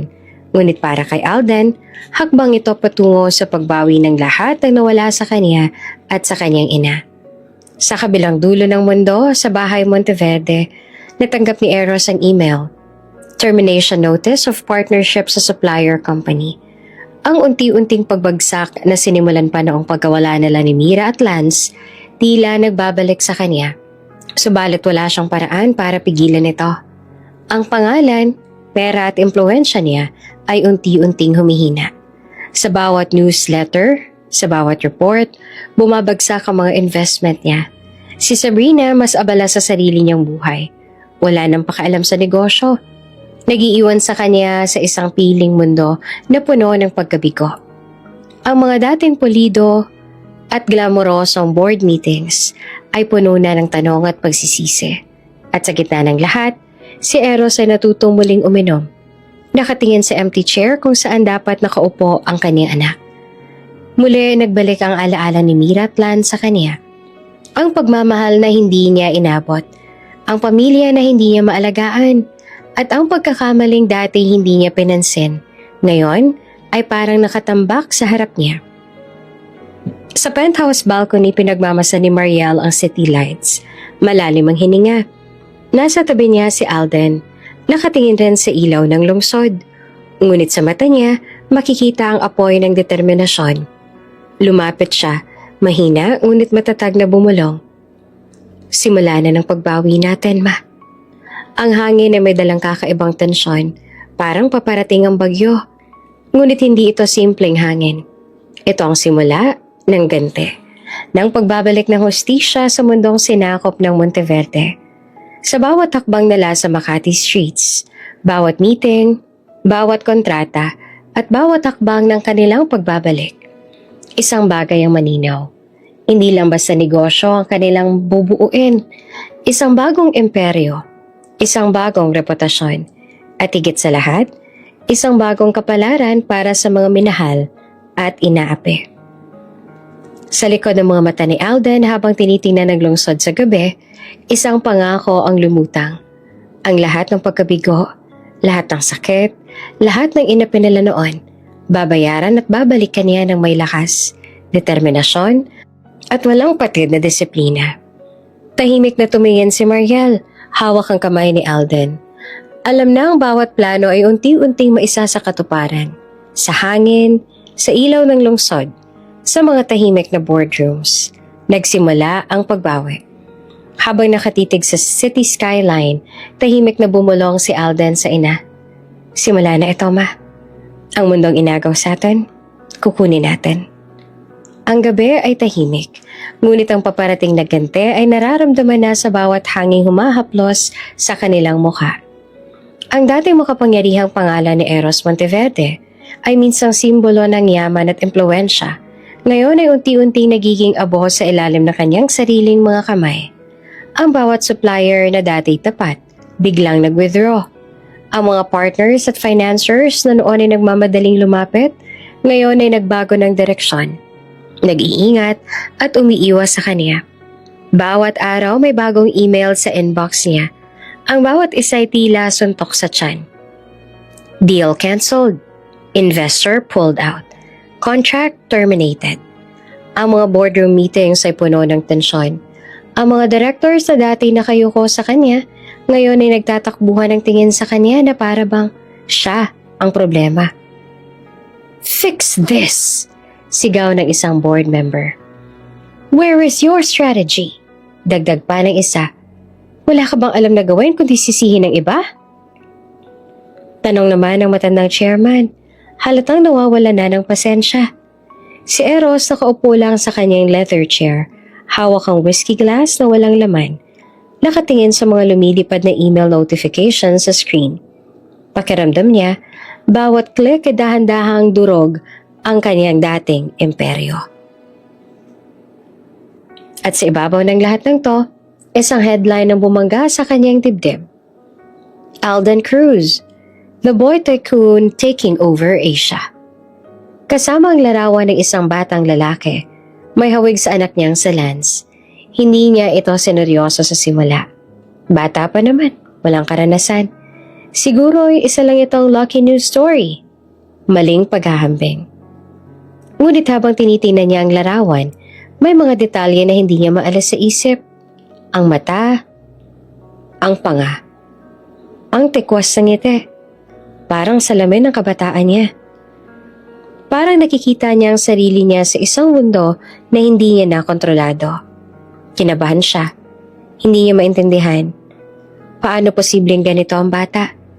Paano siya nakaabot sa kanyang negosyo nang hindi siya alam? Pero hindi pwede ang takot. Sabi niya sa sarili. Patay na yan. Ang huling peraso ng pride niya ay pilit niyang pinapantay sa lumang pangalan. Ngunit kahit pa sinubukan niyang baliwalain, ang panloloob na kilabot ay unti-unting lumalaki.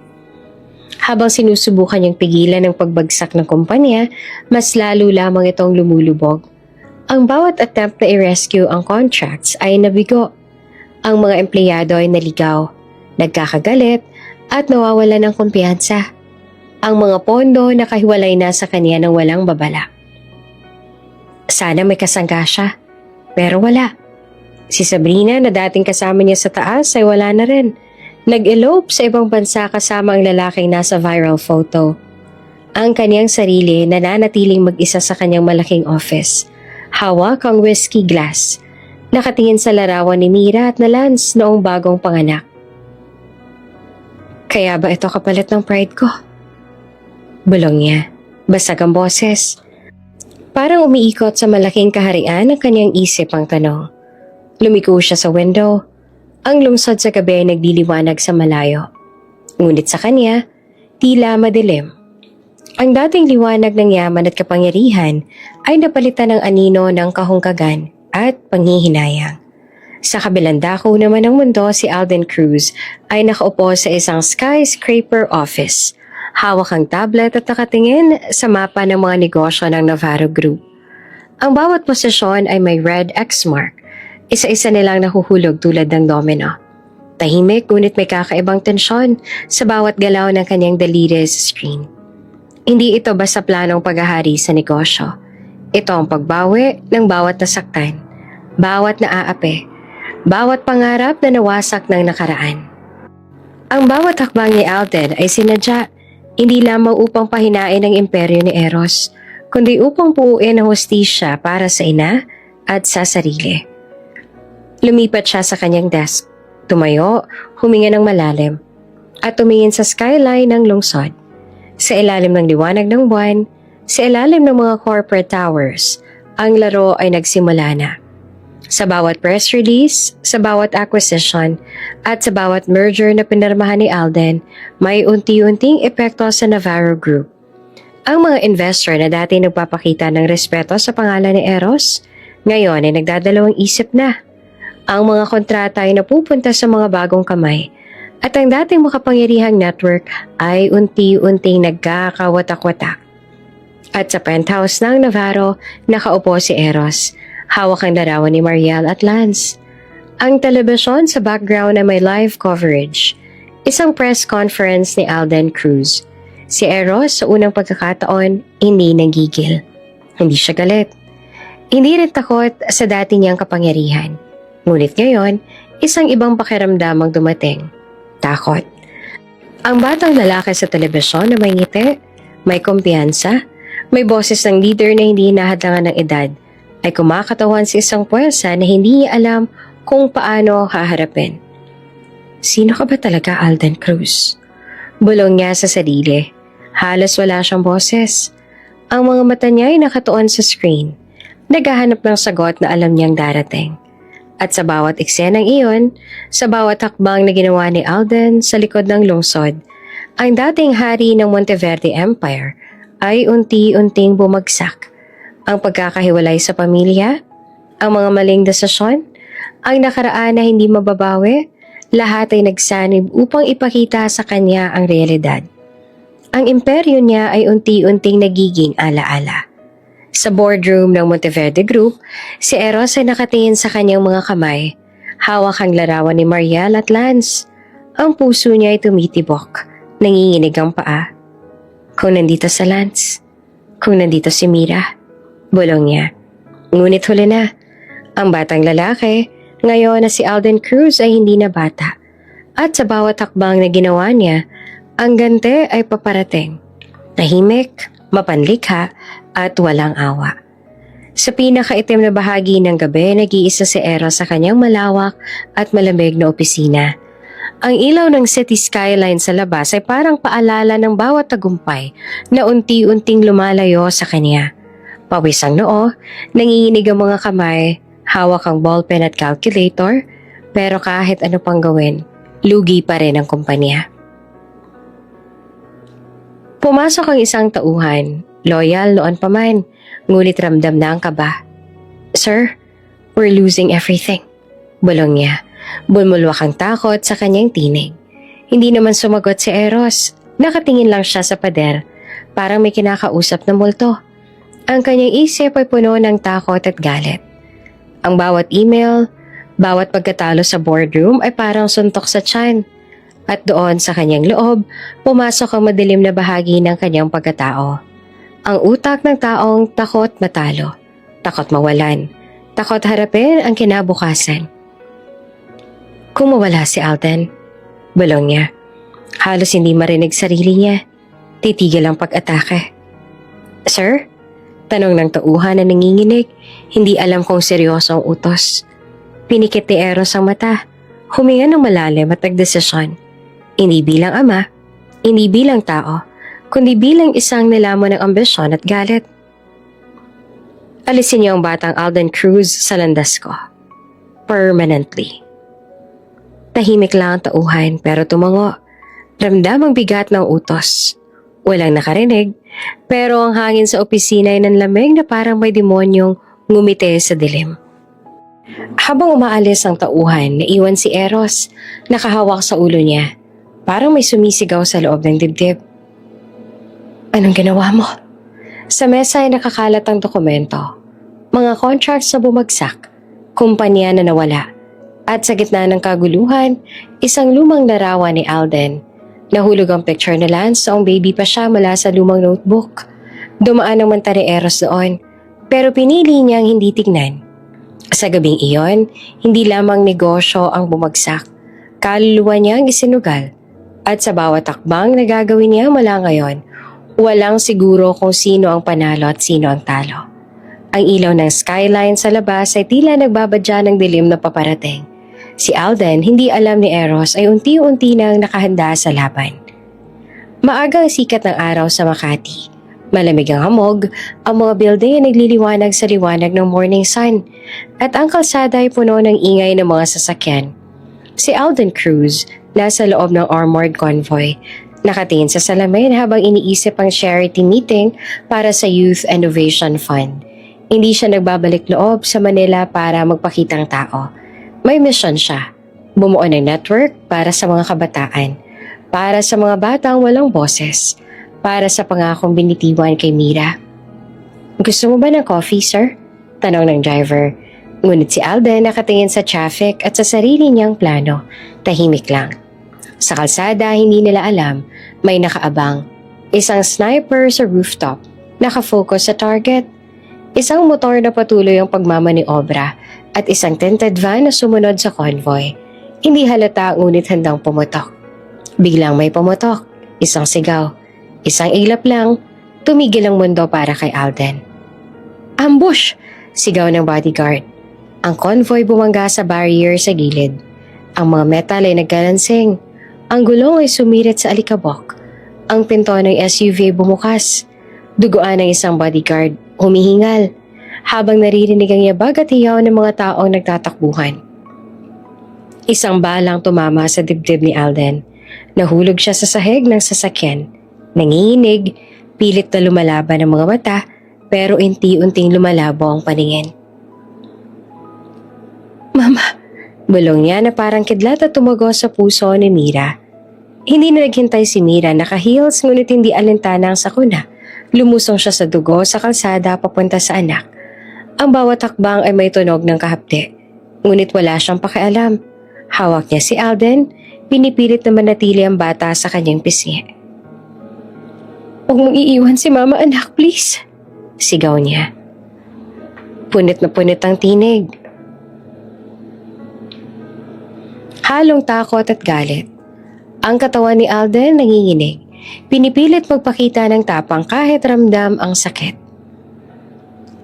Nagsirena ang ambulansya. Ang flash ng cameras, breaking news sa banner sa TV. Boy mogul shot, critical condition. Attempted assassination on Alden Cruz. Ang mga tao sa paligid may hawak na phones. Nag-trending agad sa social media. Bawat segundo may bagong video clip. Ang mundo para kay Alden, sandali lang, ay gulo, dugo at takot. Sa kabilang bahagi naman ng Maynila, si Eros Monteverde nanonood sa isang pribadong penthouse. Nakaupo sa leather chair, may baso ng whiskey na hawak. Biglang bumagsak sa mesa ang baso. Ang mundo niya ay tumigil, parang may kumurot sa puso niya. Hindi niya alam kung bakit nanginginig siya, pero ramdam niya ang panginginig sa katawan. Tumunog ang phone niya, tumawag ang tauhan. Sir? Done? Wala na yon. Natuyot ang dugo ni Eros sa katawan. Parang hindi siya makahinga.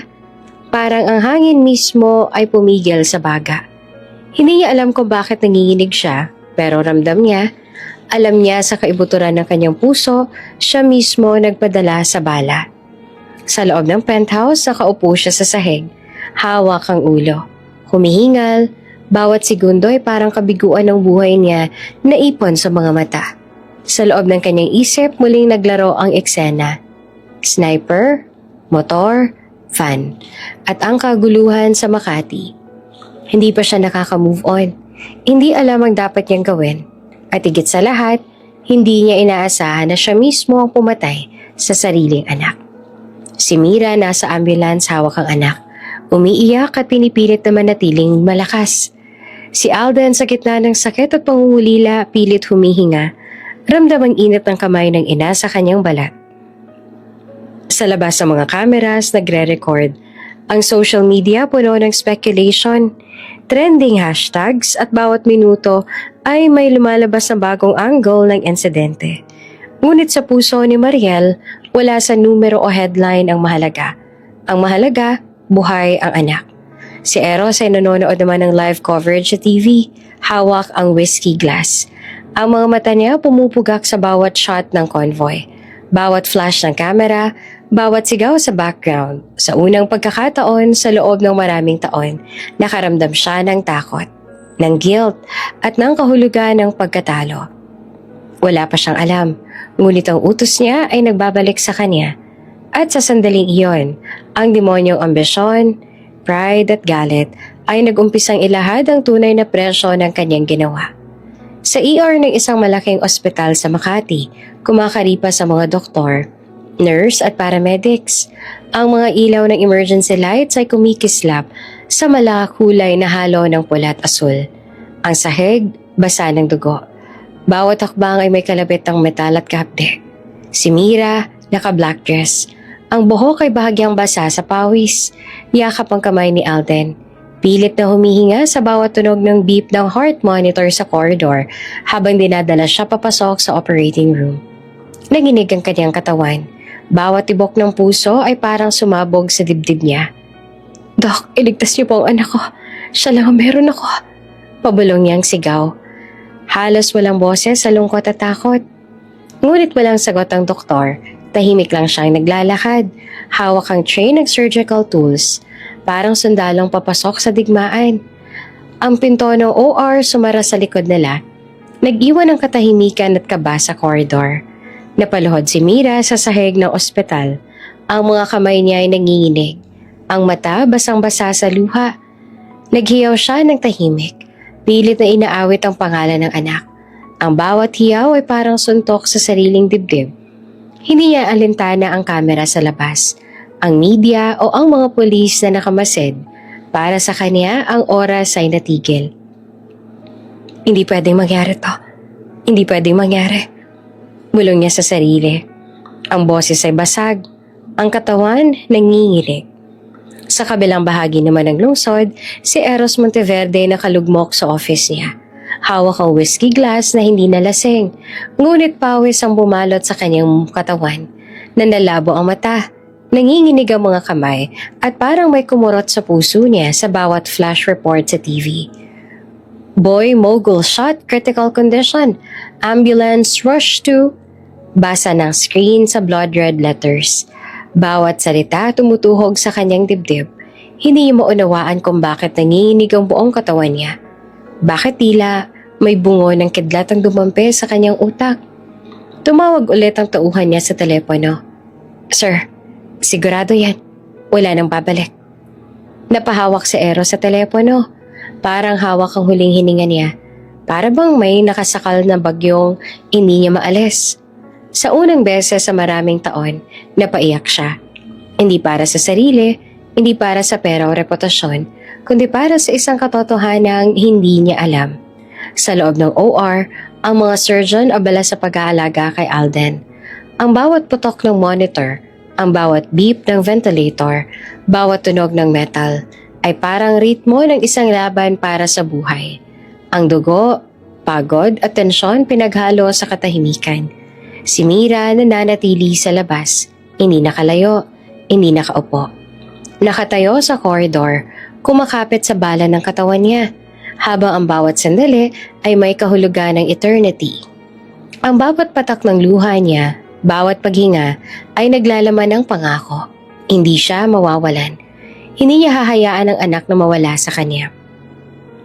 Lumipas ang mga minuto, bawat isa tila oras. Bawat isa tila siglo. Ang bawat tawag ng doktor sa koridor ay nagpataas ang tibok ng puso ni Mira. Naririnig niya ang bawat hiyaw ng nurse sa OR.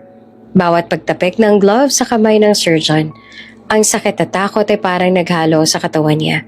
Ngunit sa bawat tibok ng puso niya, may lakas na unti-unting bumabalik. Sa kabilang dulo ng lungsod, si Eros naman ay nakaupo pa rin sa office. Nakatingin sa screen, hawak ang ulo, nanginginig. Ang basag na pride, basag na puso, basag na mundo, unti-unting bumabalik sa kanya ang alaala ni Mariel at Lance. Ngunit huli na. Sa bawat flash report ng ambulance, bawat breaking news alert, unti-unti siyang nauubos sa kaba.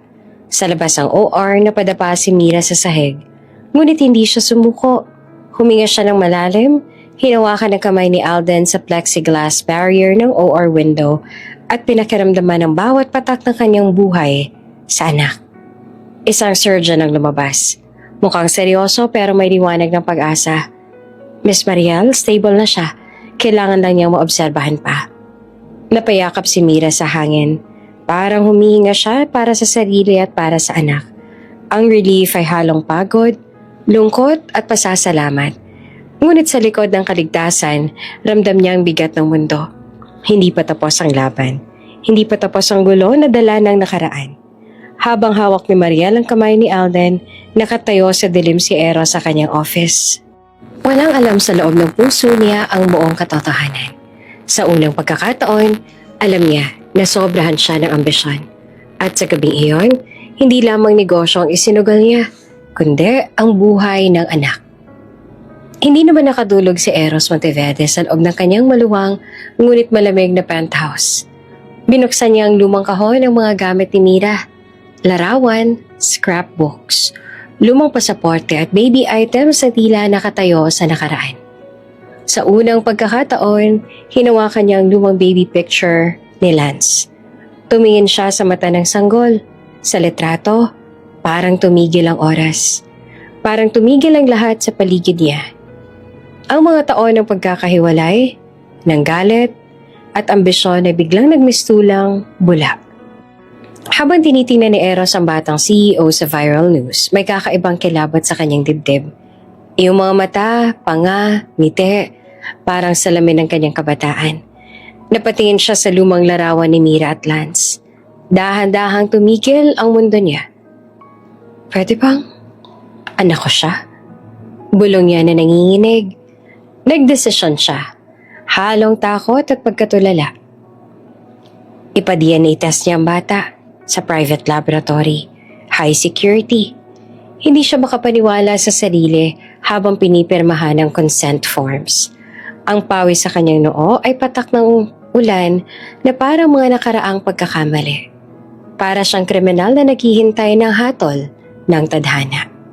Maya-maya dumating ang resulta. Nakalagay sa screen, match. Parang sumabog ang mundo ni Eros. Nabagsak ang papel mula sa kanyang kamay. Umiiling-iling siya sa upuan. Humihingal, hindi makahinga. Ako ang pumatay. Saan ako? Bulong niya na basag ang boses. Ang bawat salita ay tila tumataga sa kanyang kaluluwa. Hindi siya nag-isip. Tumakbo siya sa ospital. Halos hindi mapigilan ng security na makapasok ang private wing. Ang mga gwardya nagulat sa lakas at desperasyon ng lalaking dati kilala bilang walang kapantay sa mundo. Pagdating sa pasilyo, nakita niya si Mira. Nakatayo ito sa tabi ng kama ni Alden. Hawak ang kamay nito at nanginginig punong-puno ng takot at pag-aalala. Nang makita siya ni Mariel, lumuhod siya. Umiyak at humiyaw. Mira, hindi ko alam. Patawarin mo ko.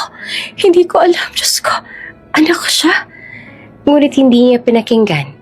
Salep, sinampal siya ni Mariel ng malakas.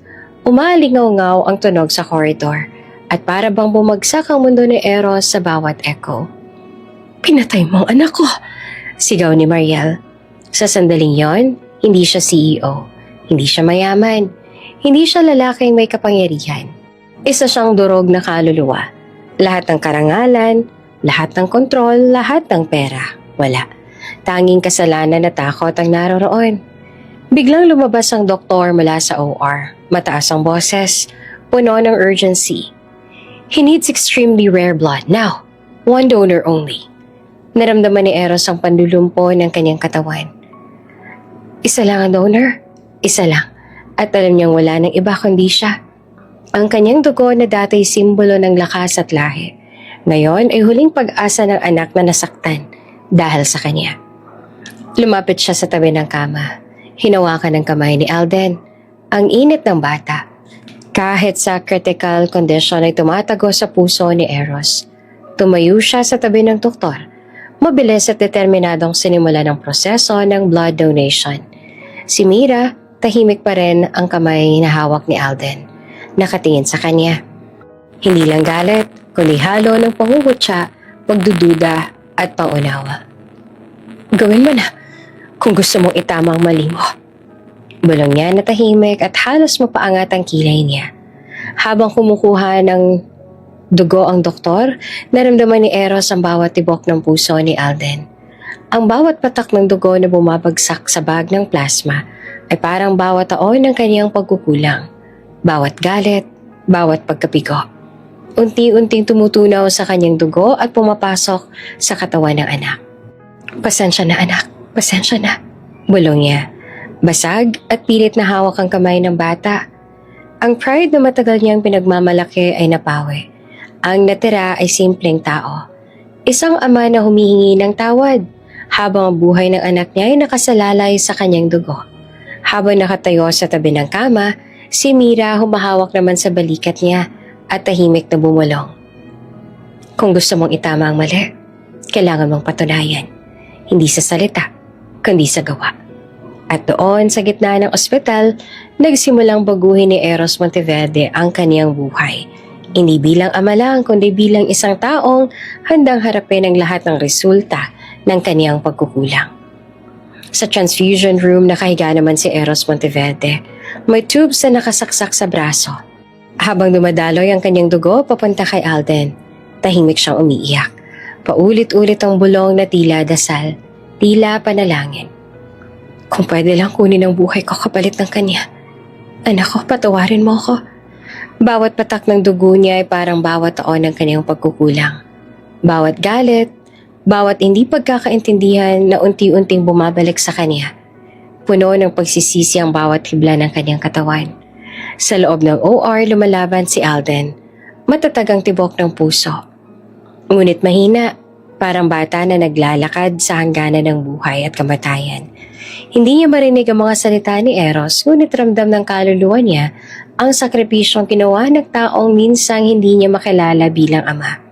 Dugo na nagbibigay ng pagkakataong mabuhay. Dugo na puno ng pagsisisi at hangarin na itama ang mali. Ang mga oras na lumipas. Ang oras ay tila huminto habang si Mariel nakatayo sa tabi, hawak ang kamay ni Alden. Hindi mapakali ngunit puno ng pag-asa. Lumabas ang surgeon, may malalim na hinga. Stable na siya. Napahagulgol si Mira, humagod sa kanyang anak, habang si Eros bagsak sa tuhod, hawak ang pader at parang nabunutan ng pangil ang demonyong sumakop sa kanyang puso. Para sa unang pagkakataon, hindi siya makagalaw sa galit, kapangyarihan o kayamanan.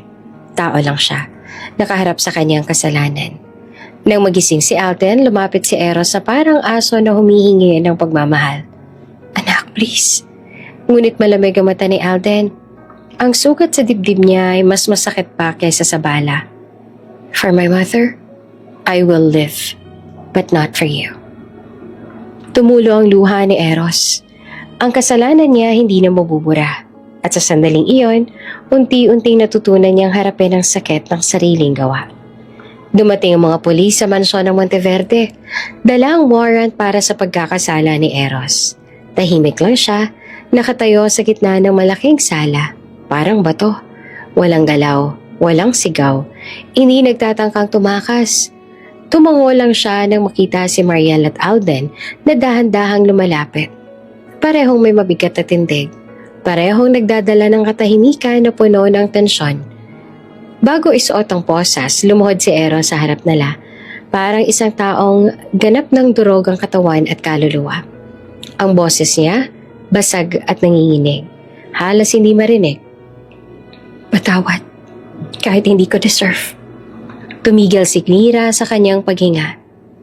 Nang marinig iyon, hindi siya nagsalita. Tumulo lamang ang luha niya, biglang bumigat sa dibdib. Hindi para kay Eros kundi dahil sa bigat na matagal niya nang pinasan. Hindi siya umiiyak para sa galit o puot.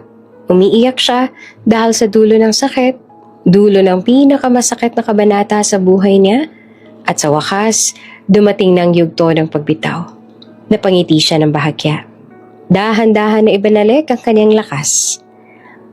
Alam niya na tapos na ang panahon ng galit at bigati. Si Alden, matatag na may dignidad, lumakad palayo.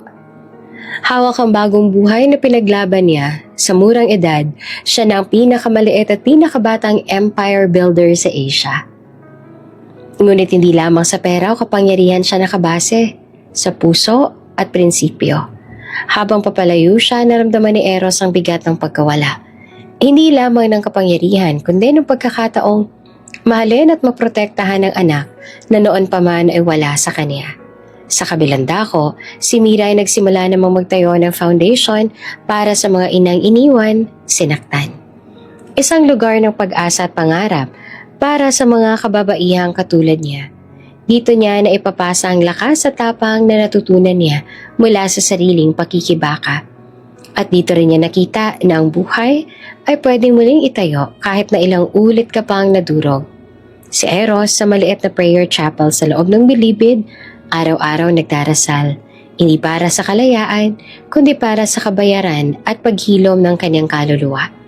Pinipilit niyang humarap sa sariling kasalanan, kinikilala ang lahat ng mali na ginawa niya, at natututo mula sa sakit na tanging siya lang ang nakakaintindi. Walang anumang bisyo, walang kapangyarihan, tanging katahimikan at panalangin ang kaagapay niya. 2 taon ang lumipas, tahimik at simpleng visitation room lang sa loob ng bilibid. Lumakad si Alden papasok. Ang mukha ay seryoso, ngunit walang galit. Hawak ang kanyang briefcase sa isang kamay. Ang kalooban ay matatag ngunit mahinahon. Tahimik, walang drama. Simpleng salita lang. Dad, parang bomba ang naging epekto nito kay Eros. Bumagsak siya mula sa pagkakaupo. Walang puwersang humarap sa katahimikan ng paligid. Sumabog ang luha. Niyakap ang hangin sa harap ng anak. Hindi siya makapaniwala sa sarili niyang pagkasira at sa pagkakataong nakaharap niya ang anak na buhay. Hindi ko deserve, anak. Nanginginig ang kanyang boses, puno ng pagsisisi. Ngumiti si Alden ng bahagya. Hindi ito ngiti ng pag-ibig sa ama, kundi ng paghilom. Hindi mo kailangan maging perfect para tawagin ko ang tatay. Ang simpleng sagot niya ay parang musika sa pandinig ni Eros. At sa unang pagkakataon sa mahabang panahon, nakaramdam siya ng kaunting pag-asa at kapatawaran. Doon unti-unting bumagsak ang huling pader ng puso ni Eros. Ang luha ng pagsuko. Ang luha ng pagpapatawad na hulimang dumating pa rin. Hindi ito dahil sa tama ang lahat ng ginawa niya, kundi dahil sa katotohanan na kahit ang pinakamasamang puso ay pwedeng matutong magmahal at matuto sa pagkakamali. Si Mira sa kabilang silid, tahimik na nakangiti habang nakikita ang eksena, hindi para kay Eros, kundi para sa hinaharap nila. Sa anak na kanilang pinaglaban, sa kapangyarihang hindi nakabase sa pera, kundi sa puso at kabutihan. Sa labas, ang araw ay sumisilip sa bintana. Malaginto ang liwanag, isang simbolo ng bagong simula. Ang dating madilim na pamilya na puno ng galit, pangungutya at pagdurusa ay natutong bumangon, naghilom at muling magmahal. May mga pusong kailangang durugin muna bago matutong magmahal.